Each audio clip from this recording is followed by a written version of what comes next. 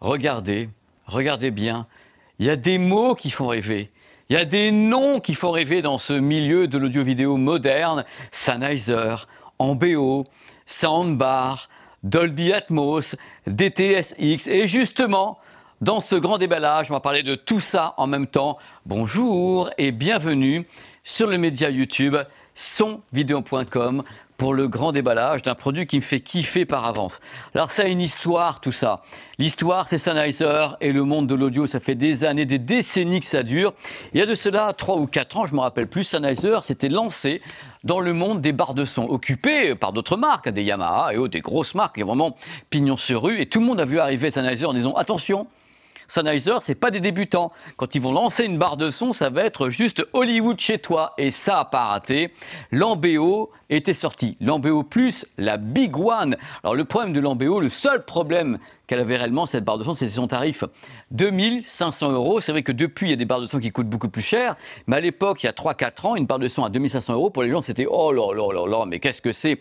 Et justement, Sennheiser avait dit, nous, c'est une barre de son différente, avec une énorme amplification, il n'y a pas besoin de subwoofer, il y a tout ce qu'il faut à l'intérieur, c'est de la folie. Moi, la première fois que j'ai entendu la barre de son Ambeo, je raconte ma vie comme ça, entre nous. La première fois que j'ai rencontré la barre de son, justement, Ambeo, c'était à l'IFA de Berlin. Je suis entré dans une pièce, et il y avait la barre de son qui était là, la Big One, hein, la Plus. Et je me suis dit, mais qu'est-ce qu'ils nous ont fait encore chez Sennheiser? Nous ont fait écouter la barre de son. Et je dis, mais il est où le subwoofer? Mais je cherchais les haut-parleurs, je cherchais le subwoofer, je cherchais les haut-parleurs en l'air. Vulgairement, ils se foutent de notre gueule. Ils ont mis des trucs, bah, ils ne veulent pas nous le dire. Non, non, c'était la Ambeo toute seule. Voilà, j'en sors. Je viens d'écouter la première barre de son Sennheiser Ambeo. Ambeo, c'est leur marque. C'est la première fois que j'écoutais donc leur travail. Je peux vous garantir que c'est à couper le souffle. Et en effet, ils avaient créé un produit qui est devenu un standard, c'est-à-dire en effet un standard technique. L'idée que Sennheiser, en effet, maîtrise parfaitement d'abord le son, la puissance, l'impact et la spatialisation, parce qu'ils bossent en même temps avec d'autres entités pour les aider justement dans le concept Ambeo. Il faut savoir que l'idée de Ambeo, c'est d'avoir un son qui est diffus. Il y a Ambeo également pour le binaural et tout. Et là, que se passe-t-il alors que pendant des années, on a vendu beaucoup d'Ambeo qui coûtent une fortune, mais les gens étaient très contents parce que ça remplace réellement un système qui n'est pas non plus un système de 800 watts, hein, mais ça remplace réellement un système, là, Ambeo. Ils sont décidés de descendre un peu plus, d'aller un peu plus vers le peuple, vers nous, quoi. Ils ont décidé, bah tiens, on va faire un truc sympa, on va faire une Ambeo moins chère, moins ambitieuse, mais tout à fait avec l'esprit de la maison quand même. Donc voici la Ambeo Plus, qui est donc la petite sœur de la Ambeo Max. Donc avec une intro de 15 minutes, déjà vous êtes vachement bien, vous avez déjà compris que vous allez en prendre plein la vue et peut-être plein les oreilles si vous l'achetez, je ne sais pas du tout, hein. On va donc déballer cette barre de son et vous allez voir que dedans ils ont mis tout ce qu'il faut, mais de façon plus modeste que la Big One qui reste la Max, qui reste un monument et c'est pour ça qu'elle est toujours en vente la Max. Il y a des produits, vous savez, ils restent en vente pendant 1 an. Là, elle est en vente depuis 3 ans ou 4 ans. Il y a des raisons à ça, non? Allez, on déballe.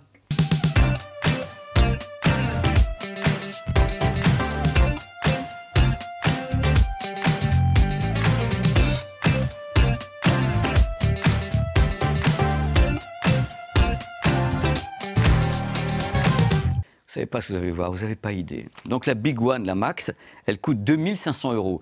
Là, on a allégé la facture quand même de 1000 €, hein, c'est-à-dire le plongeon de 1000 €.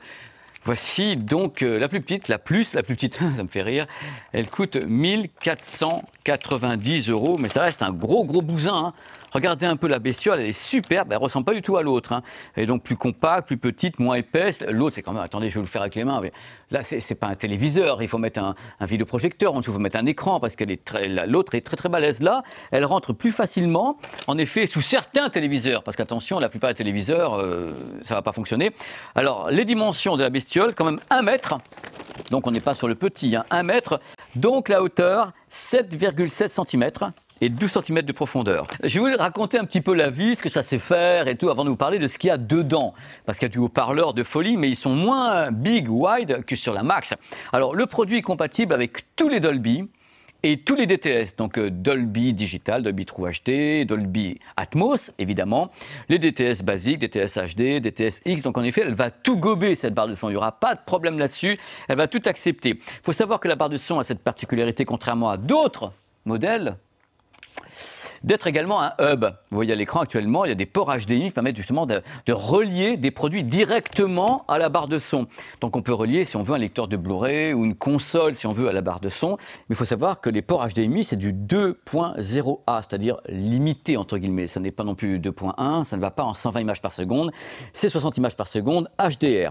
La raison de vivre de cette chose-là, la barre de son en BO, c'est bien sûr d'être relié, d'être linké à un téléviseur. Pour ça, il y a un port HDMI ARC et iARC. Alors si vous avez un téléviseur, bien sûr, qui a une sortie ARC et iARC, quand le téléviseur va diffuser un programme, vous aurez le son qui sera envoyé du téléviseur vers la barre de son.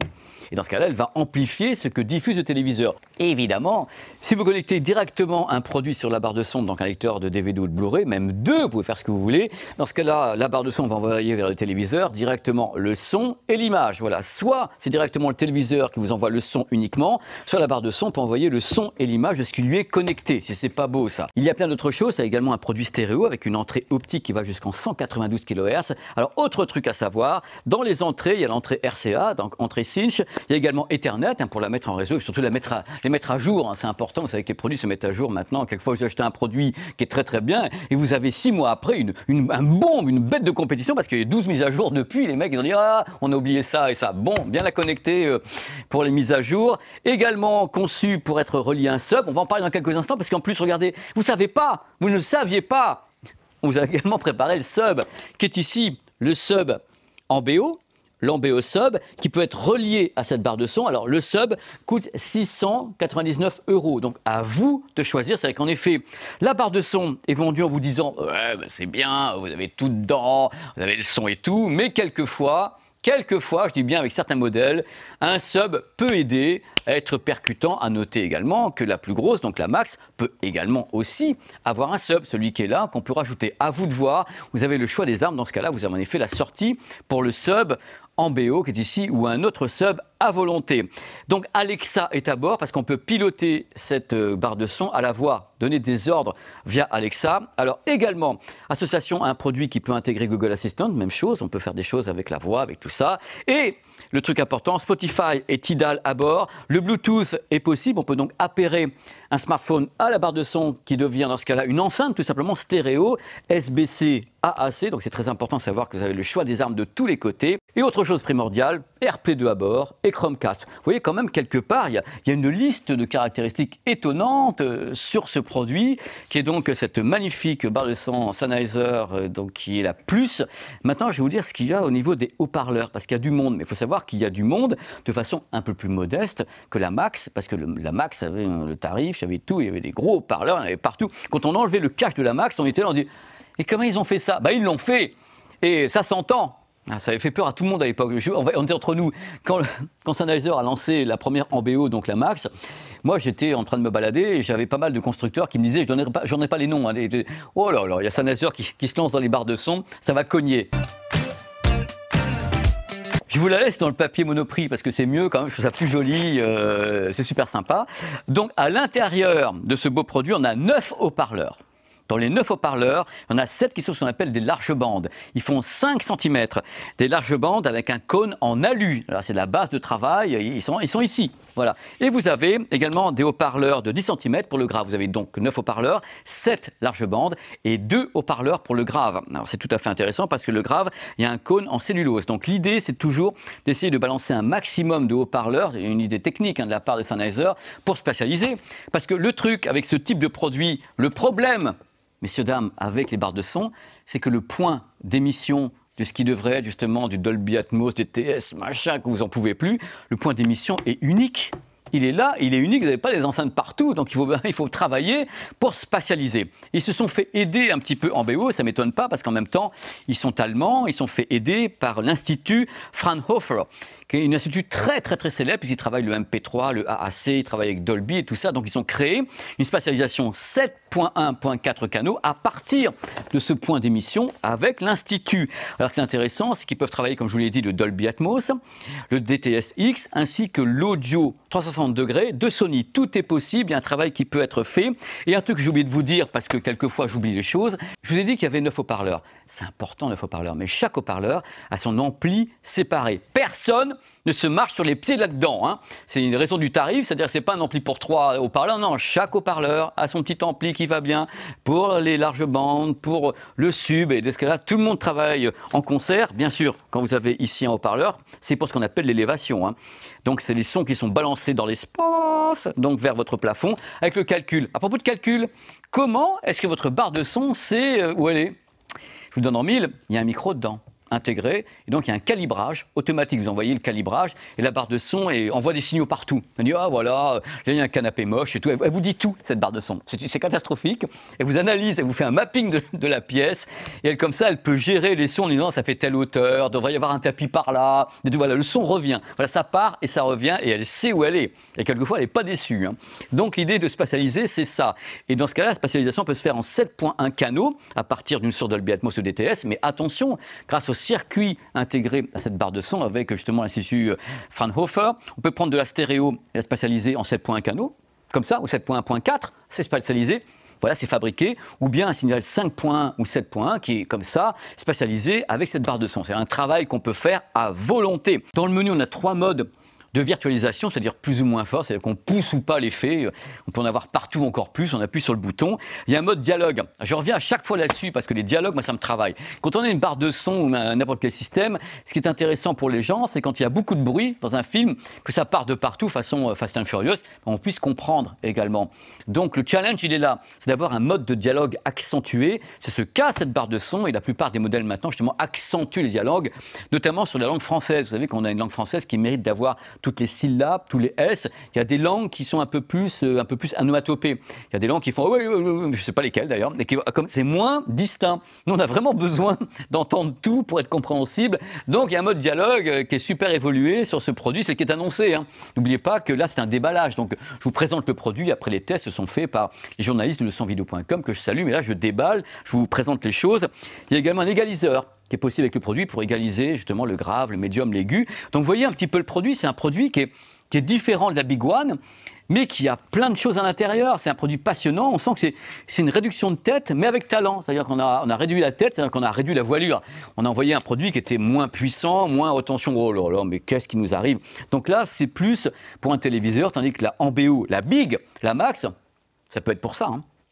C'est-à-dire qu'en effet, une projection, vous mettez la Max au milieu, vous pouvez tenir. C'est pas non plus un truc pour un écran qui ferait 5-6 mètres, mais pour un écran comme ça, donc qui doit faire à peu près 2,50 m, la Big One peut tenir une amplification correcte et spatialisée dans l'espace avec pas mal de choses à l'intérieur. Donc le petit produit qui est ici, la Plus, 1490 €. Dans quelques instants, je vais vous montrer également le subwoofer qui est là, qui va être associé. C'est à vous de voir. C'est-à-dire que soit vous décidez, vous prenez la barre de son toute seule parce que vous dites, oh là là, tellement jolie et déjà que je suis ruiné, on va pas en rajouter. Ou si vous écoutez, vous dites, bah, après tout, j'aimerais bien qu'il y ait un peu plus de grave parce que je veux écouter Fast and Furious en sautant en l'air dès que ça fait boum. Et bien dans ce cas-là, vous prenez le subwoofer avec. Je vais vous le montrer dans quelques instants. Vous allez voir, il est beau aussi.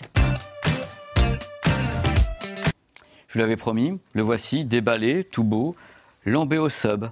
699 €, c'est le produit idéal qui peut se marier avec cette barre de son ou bien avec la Big One ou bien d'autres produits, voilà. Et c'est le mariage de raison. J'espère que ça vous a plu. Ce grand déballage double, voilà, c'est les deux bestioles.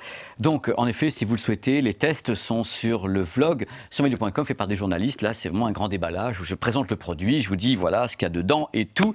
C'est un produit qui, moi, me fait rêver. La première me faisait rêver, la version réduction de tête me fait également rêver parce que je me doute que ça bosse bien chez Sennheiser. Ils mettent toujours beaucoup de temps à concevoir les produits.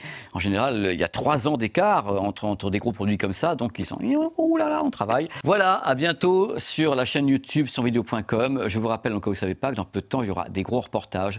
Des gens veulent nous voir, donc on va y aller, hein, parce que nous, on est curieux, on se débarque comme ça avec une équipe, avec des caméramans comme Nico, avec Lily en Script Girl. Il y a plein de gens qui sont là pour vous offrir ce type de contenu.